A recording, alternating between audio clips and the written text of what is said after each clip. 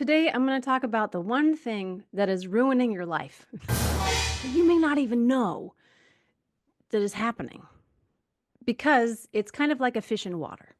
So, I'm going to get pretty granular in actually I'm not. I'm going to get really general but we're going to have fun. We're going to have fun learning how to expand ourselves into more possibilities and getting rid of this thing that is making life crappy.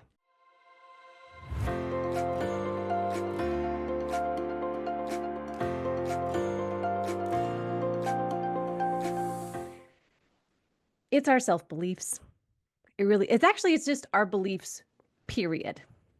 I recall whenever in like personality tests or, self-evaluations, and you're like, well, what are your beliefs? Write down your beliefs. I was always stymied. I'd like, what are you talking about? I believe the sun shines light upon the earth. Like, what am I supposed to say? My beliefs. Well, okay, how about what are your beliefs about yourself? Ugh. When you get down into that, uh, I think a lot of us are not very self-examined. I've talked about this before, how oftentimes in our self-talk, we're really rough on ourselves. We all know this. Self-help people talk about it all the time about talk to yourself like you would a friend. Oh, okay, actually, that's a really, really good piece of advice. It's very nice to talk to yourself a little calmer, a little more gently. Here's the thing. This is why this thing is ruining our lives. This is why it ruined my life. And I'm not fixed. I'm not perfect by any means, but at least I can recognize it. And when I start to get into this yucky mood, I can go, "Oh, let's step back. Let's step back. Let's reevaluate. Let's see what is happening right now. Let me observe myself. Oh, yeah, you're believing this about yourself. You're feeling this way. And then it's making you turn into a grumpy monster mommy or wife or just person. And yeah, it's kind of like, do you need to lay down and have a nap? Like, do you need to lay down and have a mantra? Yeah, maybe just change things up a little bit. It looks like you need to feel better. So these beliefs about ourselves, well, they're not fun, um, but they can be. And that is what is so exciting is realizing, did, did you know you get to choose what you believe? That was really, that was really news to me not that long ago that, that I get to write my beliefs, that I get to choose, are these mine or are these inherited? Okay. Just like if you had Aunt Edna pass away and you were bequeathed everything in her house and you had to go, okay, so just because they were in her house and she gave them to you, said you are now the owner of all of my stuff, of all of my porcelain cat collection that I have, of my 1,822 butter tubs that I have saved over the years. Do you have to keep them? Just because she had them and said, "Now these are yours. My gift to you, all of my crap." Nope. You don't have to keep it. It's not yours forever. You get to decide what you keep and what you throw away. I mean, maybe she has a stash of gold coins in under her mattress and that you'd keep. But all the other stuff can just get thrown away or donated, but not the butter tubs. Just recycle. So, in getting to choose our beliefs, I want to do something real dirty right now. I want to examine some of these negative self beliefs because sometimes we just have to be shown the dirty part so that we can see, oh, that's in my closet. That is in my limiting self beliefs. Okay. You know what? I don't like that. Okay. So here we go. I'm not good enough. I'm unlovable. I don't matter. I'm a burden. There's something wrong with me. I'm weak. I'm helpless. I can't do anything right. I'll never succeed. I should stay small. If I speak up, I'll be rejected. It's it's just not safe to be seen. No one wants to hear what I have to say. My needs don't matter. The world is dangerous. I can't trust anyone. If I let my guard down, I'll be hurt. Love always ends in pain. People will always leave me. If I'm not perfect, I'll be punished or rejected. I must earn love to be useful. Others' needs matter more than mine. If someone is upset, it's my fault. I must never disappoint anyone. Nothing ever works out for me. I'm cursed. I'm unlucky. I'm always being taken advantage of. Life just happens to me. I have no control. Other people are responsible for how I feel. Okay. Did any of those resonate for you? Yeah, yes, I could identify with some of those as well. And they're pretty yucky. It just doesn't feel very good to realize the powerlessness that's in that, the negativity, the lack of self-love, all of that stuff. All right, there's a fabulous Bible quote that I'm sure you're very familiar with, and it is, "Love your neighbor as yourself." It doesn't work if you don't love yourself.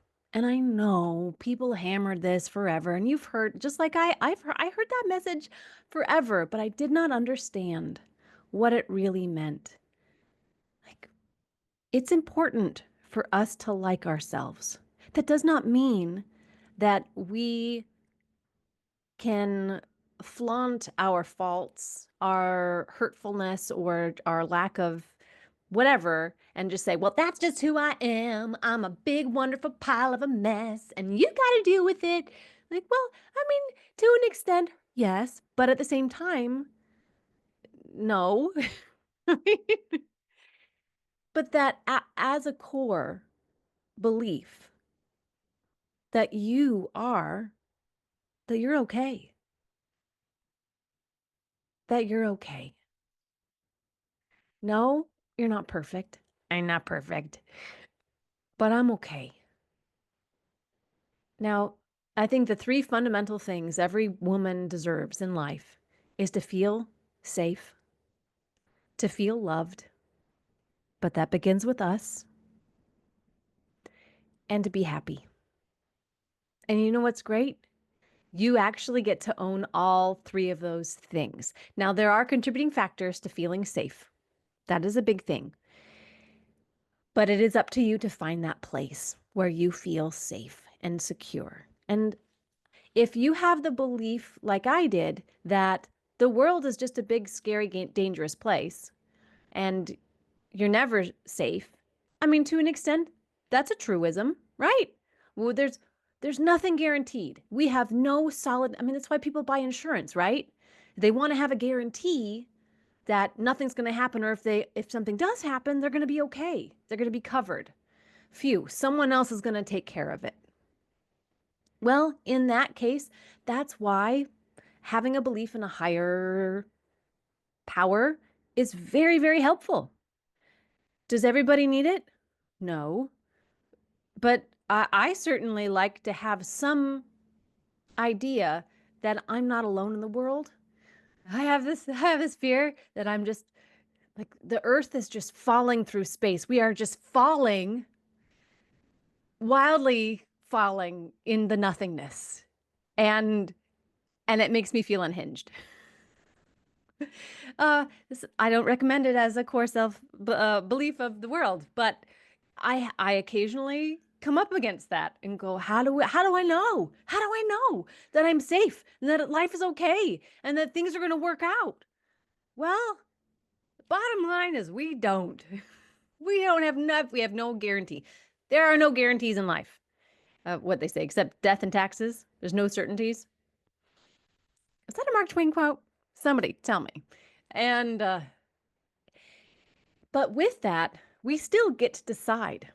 I get to decide whether I believe that someone out there is looking out for me. And it is up to me to hold on to those beliefs to create, for me, to create my security. So that is a matter of choice. You get to choose if you believe that the world is a dangerous place and that you're just helpless, or that you actually have agency. You have some bodyguard behind you, someone that's got your back cosmically, that this is all you. Oh, okay. So that's your security. Get your security nailed down, because if you don't feel safe, life is just going to be one great big mess. Secondly, loved. And again, if we don't love ourselves, if we don't say, I am okay, like in my core, I'm okay, I'm good. Yeah, I am lovable. I am worthy of love. I fill myself up with love. I allow whatever my belief of the higher power, I allow it to fill me up, to love on me and to fill me up with love. From there, now we get to love our neighbor as ourselves. Now I get to love my husband because I got something in the tank. I get to love my children now because I have something in the tank. Because otherwise, I'm a freaking mess. I am operating from a place of zero, nothing. I don't love myself. I don't feel safe. So I'm just wildly swinging out in the world. This not like, wouldn't you say that kind of ruins life? I would say so. Yeah, because either you are passenger in the back seat and no one's driving the car and you're just wildly flailing around. I know that metaphor doesn't work. My husband is my metaphor man. He's at work right now. So either that, life is out of your control completely and it's a big scary place, or you're in the driver's seat. Like, okay, all right, my vehicle. Where are we going to go now? This is fun. This is fun. Being able to have agency, having that power gives you a sense of calm, gives you a sense of peace, and a sense of excitement. That life, there are possibilities. I'm a possibility kind of gal. It gets me really excited.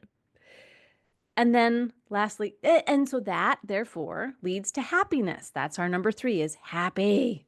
I want to be happy. I had a conversation with someone a while ago, and I said, I think the point in life is to be happy. And she said, no, I don't think that's it. I think it's to serve God and serve others. I'm like, okay. I mean, that's a perspective as well. But I would think that God would want you to be happy. Yeah. Like, if he made you out of his love and he loves you and adores you, just like my child, I wouldn't want to. That is such a bunch of crap, I'm going to say, well, child, I don't think your purpose in life is to be happy. I don't wish you happiness. I wish you duty. Go and do your duty. You're like, I'm going to do my duty all over you because I disagree. I think that if life is to live in love, that's fun. And I know that there are circumstances and things that happen that are not, such as loss and grief and times that feel like chaos. There's a lot of that in this world. And I'm not saying it doesn't exist, because I just said it did. But I personally, one of my core beliefs is that, again, life should be a happy thing. You should be able to enjoy your life. Actually, we're going to talk about some examples of changing beliefs. I want to share some stories. I've been dying to share this story. I think it's hilarious, and it was really fun. So, a friend of mine turned me on to Neville Goddard and his work.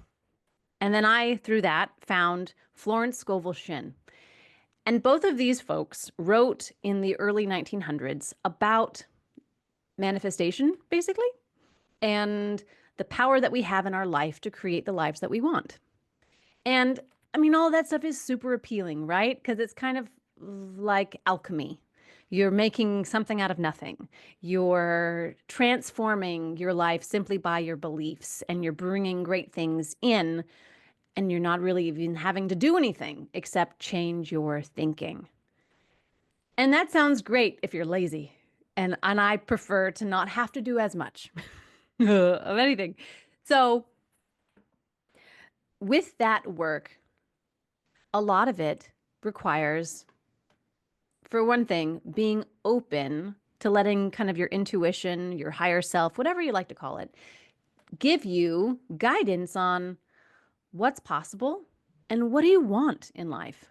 So I started playing around with these precepts and practices, and I started creating a list of the things that I want to come and happen in my life. And I realized I had to get really, some of these ideas made me really uncomfortable, such as I would like a bigger house or something that was when I looked, because then, of course, I pull up the Realtor app on my phone and I start looking at property and I go, oh, well, what about this house? Like, ugh, price tag. Ugh, oh my gosh.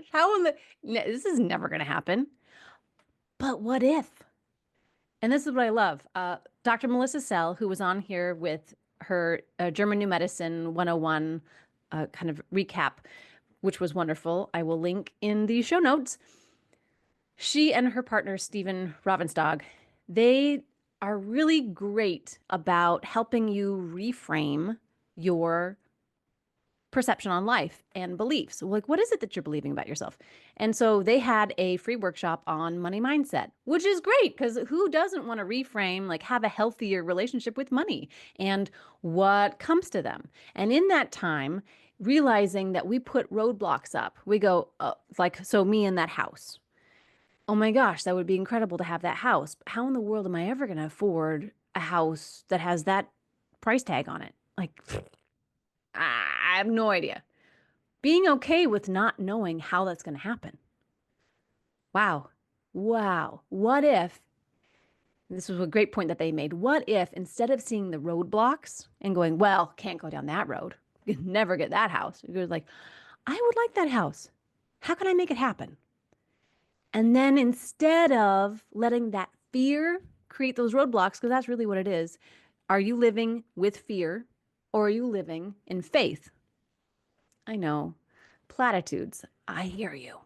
But it's so very true. And if you can say, let me be open to the idea of actually owning that home. Let me be open to the idea of that being a real possibility for my future. Okay. What would it be like to get there? Now, in Neville Goddard's work and Florence Scovel Shinn's as well, they talk about not worrying about, okay, well, if that's my end goal, I have to right now figure out A, B, C, D. No, they say live in the belief. This is very popular in the manifestation world. Live in the belief that you actually already have that thing. So what I did was I made an appointment to go and view this house that is way out of our budget currently. And with no prospect of it being in our budget soon, anytime soon, while it's still possibly on the market, still. It's like allowing yourself to go into that boutique store where the dresses are $400 or something, and you just allow yourself to browse, as opposed to going in there like I used to and just like be frozen in fear or like look at a price tag and walk right out. I don't belong here. I will never be able to purchase anything. This is redonkulous. Why am I even doing this? Be like going and looking at Lamborghinis for me. And like totally impractical at the moment. But what if you could walk into that store and say, yeah, I could see me wearing this thing. I could, you know what? What if I tried it on? So I went and I tried on that house. And you know what I did? I dressed up. I put on my earrings. I put rings on that I never wear to make, like, I helped myself feel wealthy before I went to view this house, so that as I was walking around, I wasn't thinking about like, oh gosh, well, I mean, this is never going to happen. Instead, I walked in the possibility. And I had already spent like 2 weeks looking at all the pictures online and really being curious about this house and trying to imagine living in this home, but I just couldn't get past that part. And so I got all dolled up. I got dressed up like a hotsy totsy and with my favorite purse and my rings and I went I even made myself a fancy coffee drink in my thermos at home. I wasn't spending any extra money, but I had intention. I created the possibility within myself to expand my expectation of what's possible. And and I went and I leisurely looked through that home and imagined the possibilities. I imagined living there. I imagined what life would be like. And I thought, I could do this. Oh, and wouldn't the, and I talked that way as well. I talked as if it was a real possibility, not like, I know, I'm just here dreaming, whatever. I mean, I did kind of help. I wanted to give the guy like a reasonable expectation of, this is something I'm thinking about. I just have to get my husband on board, whatever. But here's the great thing. Here's the great outcome of me pressing through my boundaries of what's possible and my belief about money and self, that within the next 2 weeks afterwards, as I would lay down and go to bed, I would imagine walking through that house. I would imagine living there. And what the conclusion that I came to was, that house isn't good enough for me. It's not what I want. It's not my ideal. Even though it is something, wow, what if? It's not the right fit for me. And I got comfortable with the possibility of having something beyond my current situation and something better. And that, like, oh, no, that's possible. That's totally possible. But not that. That's not good enough. It's not what I want. What I realized in that, though, the home was really cool. It was super cool, but the layout was crap because it was so sprawling. I would never see my children. And honestly, one of the number one things was dinner time. I would have to install some kind of intercom system to let everybody know it's time to eat, because I had to put on roller skates to go and find everybody in all the different rooms that they were going to be in. Like, I just would never see anybody. And also, I don't want to clean that many square feet, and I wouldn't want someone coming in my home and cleaning it because they would always be there. I would never feel like I'm alone in my house. Like, family privacy, we've got this. Like, there's always someone in my space, someone helping me out with this house I can't handle. I loved that experience and it was so empowering. And to be able to say, I can expand past my limiting beliefs about myself and what is possible. One of the best takeaways that I got from that free money mindset class was, again, not seeing things as problems, as roadblocks, like, oh, I guess I got to find a different way, but as, if you take, it's like a puzzle. Like, I can't figure out where these last couple pieces go, or like where I've got the edges here done.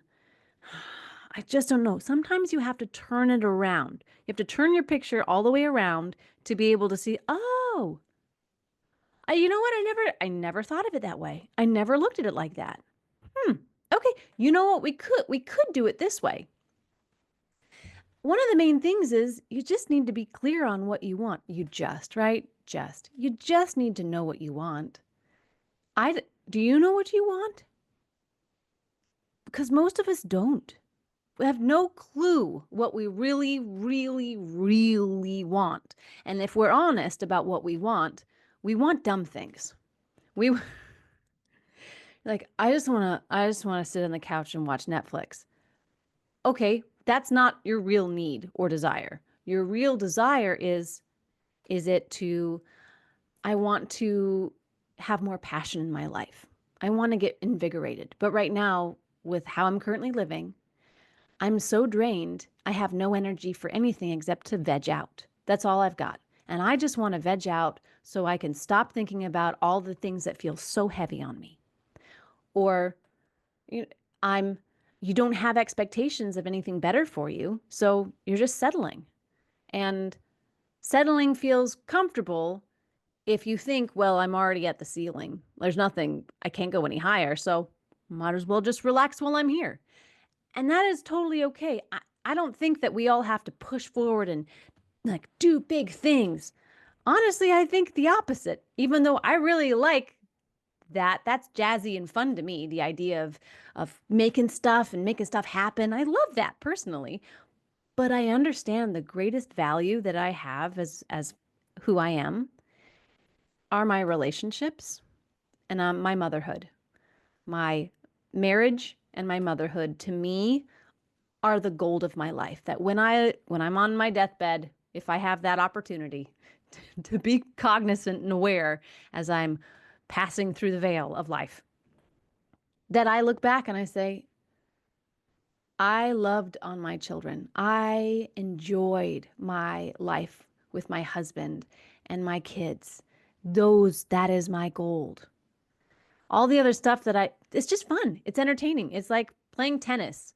People play tennis just for fun. They don't expect to go to Wimbledon. I like to make stuff just for fun because it makes life exciting and full. And that's enough about that. So, what is it that you're believing about yourself? And how can you reframe that? I want to end by giving you some mantras. And from this, take one or two and practice it this week. I want you to write it down, put it in your car, put it on an index card or a slip of paper and tape it to your bathroom mirror. Say it to yourself as frequently as possible and notice the changes in yourself. Notice the softening. When you feel like you are safe and secure, that you are okay and you are loved, that's what's going to lead you into your happiness. All right, let's get into that list. I am inherently worthy of love and respect. I matter simply because I exist. I am whole just as I am. I do not have to earn my worth. It's already mine. I am lovable in all seasons of my becoming. I am capable of doing hard things. I trust myself to figure things out. I have everything I need within me.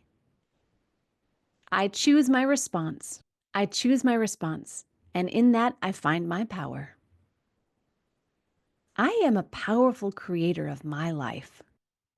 I am safe to be who I truly am. My nervous system can learn to rest. It is safe for me to receive support. I can be with discomfort without abandoning myself. I am held and supported by something greater than myself. My voice has value. It is safe for me to take up space. I am allowed to be seen in my wholeness. What I have to say matters. I shine by being authentically myself. I lead myself with love and integrity. I am responsible for my own happiness and fulfillment.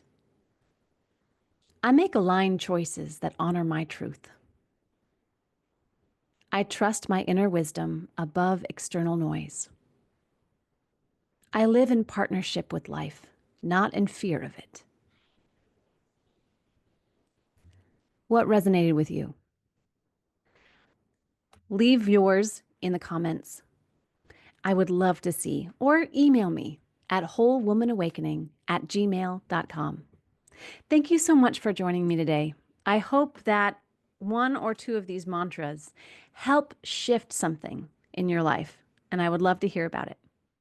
If you've been enjoying Whole Woman Awakening and want to support the work that I'm doing here, you can now. You can buy me a coffee. It's a simple way to say thank you and to help me keep creating content that supports and inspires women like you.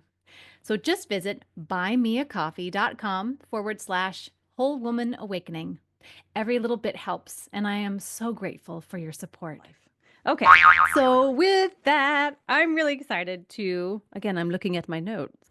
I'm gonna take a moment to take a break and gather my thoughts. Okay, this is fun. Checking the audio. Checking the audio. It's working. I got distracted. Somebody texted me.